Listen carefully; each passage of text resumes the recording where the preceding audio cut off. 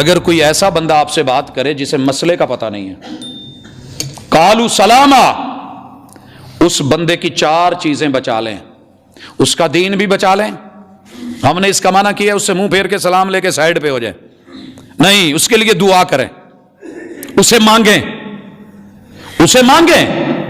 رسول اللہ صلی اللہ علیہ وسلم نے جناب عمر ابن خطاب کو مانگا کہ نہیں؟ صلہ کیا ملا، بدلہ کیا ملا؟ کہاں تک عرب و عجم قدموں میں آئے، مانگیے اس بندے کے لیے جو لا علمی میں ہے، اللہ دے دے۔ طائف والوں کے لیے دعا کی کہ نہیں؟ کیسا رویہ تھا، پتھر مارے تھے۔ میرے محبوب مخاطب کیسے ہوئے؟ اللہم اہد قومی فإنہم لا یعلمون۔ کبھی یہ بھی ترجمہ کرو، وَإِذَا خَاطَبَهُمُ الْجَاهِلُونَ قَالُوا سَلَامًا، ان کے لیے سلامتی کی دعا، مغفرت کی دعا، ہدایت کی دعا، سلامتی کا رستہ ہے۔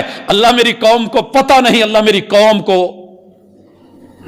آگہی دے دے، علم دے دے، معرفت دے دے، پہچان دے دے، حق کا رستہ دے دے، ہدایت دے دے۔ اللہم اہدی قومی فإنہم لا یعلمون وإذا خاطبہم الجاہلون قالوا سلاما۔ ان کی جہالت کو علم کے رویے اور ان کے لا علمی اور اجڑ پن اور جو مرضی نام دے لیں، بے ادبی اور گستاخی کو ادب میں بدل دیں، ادب میں بدل دیں۔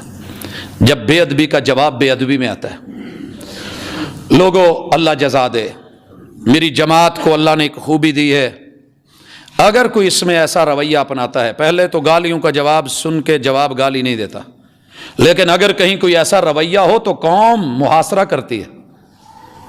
پچھلے دنوں میں ایک سٹیج سے، ایک ممبر سے ایک خطیب نے دوسرے کو کسی وجہ سے گالیاں دی ہیں، قوم نے فوری محاصرہ کیا، کسی نے شاباش نہیں دی، شاباش نہیں دی، بٹھایا ہے، سر جوڑے ہیں، اور پھر معذرت خواہانہ بیان، غلطی کا اقرار، اور پھر اس سے پیچھے ہٹ کے معافی کا بھی معاملہ بندوں سے بھی، رب سے بھی ہوا ہے۔ یہ ہمارے اندر ہونا چاہیے، وہ خطیب ہو، وہ ادیب ہو، وہ سیاست دان اور حکمران ہو، اکڑ اچھی نہیں ہوتی۔ جاہلانہ رویہ بس اوقات بندہ پی ایچ ڈی کر کے بھی اپنا رہا ہوتا ہے، پڑھا لکھا ہو کے بھی اپنا رہا ہوتا ہے، دین کے علوم رکھ کے اور دنیا کی معرفتوں کو جان کے بھی اس کے اندر ایک جہالت کا رویہ ہوتا ہے۔ میرے سامنے والا میرے لیے سیف پیکج ڈھونڈے اور میں بھی اپنی جہالت کو بدلنے کی کوشش کروں۔ اسی طرح اللہ کہتے ہیں والذین یبیتون لربہم سجدا وقیاما، رات کو سونا بھی ہے، آرام بھی کرنا ہے، قیام بھی کرنا ہے، اور سجدوں میں بھی پڑھنا ہے۔ نہیں کھڑا ہوا جاتا، سجدے میں پڑھ، تنہائی میں آ، گڑ گڑائیے، عاجزی، جھکیے، 7 اعضاء کو زمین پہ لگائیے۔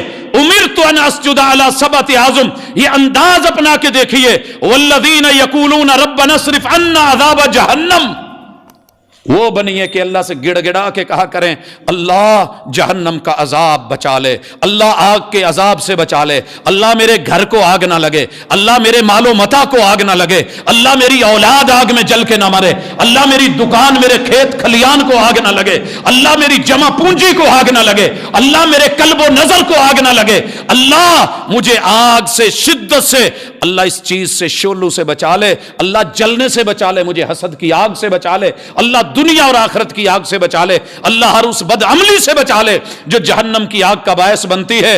ان عذابها کان غراما، اللہ جو جگہ جل جائے وہ سکون نہیں دیتی۔ یہ ہے کیفیت۔ سال گزرا، 10 سال گزرے، 50 گزرے، 60-70 گزرے، زندگی جتنی بھی گزری ہے رب کے لیے کوئی مشکل نہیں۔ آئیے اکٹھی کر کے رب کے سامنے میں ایک پنڈ بن کے بد عملیاں دی رب نو کہیے مول لا دے، مول لگا دے گا، لیکن کہیں سے ہی اللہ سودا کھرا نہیں ہے کھوٹا، لیکن تیرے سے امید ہے تو اس کو جو ہے اچھے دام میں لے لے گا۔ اللہ انہا ساعت مستقرا و مقاما، اے اللہ آگ پہ گرم توے پہ نہیں بیٹھا جاتا، چولہے پہ نہیں بیٹھا جاتا، قرار نہیں ملتا، آگ میں سکون نہیں ملتا۔ اللہ ایسا مقام وہ میرے ٹھہرنے کا نہ بنے۔ والذین اذا انفقوا لم یسرفوا، اللہ نے اصول دیے، میرے بندے بنے ہو، گناہ ہو گئے ہیں، جرم ہو گئے ہیں، تم سے زیادتیاں ہو گئی ہیں، تم نے دنیا کے اندر مال دولت پیسہ فراوانی کے ساتھ لگا دیا. میری دین کی باری آئی, خیر کی باری آئی, تمہارے ہاتھ اور جیبیں بند ہو گئیں. اسراف نہ کرو. لم یسرفوا ولم یقتروا, اور نہ تم بالکل بخیل بن جاؤ نہ بالکل مسرف بن جاؤ. اس کے بین بین, یہ ہم سب سے ہو رہا ہے. وَكَانَ بَيْنَ ذَلِكَ قَوَامًا, میرے بندے اس کے بین بین رہتے ہیں. Thanks for watching. Don't forget to like, comment, share and subscribe to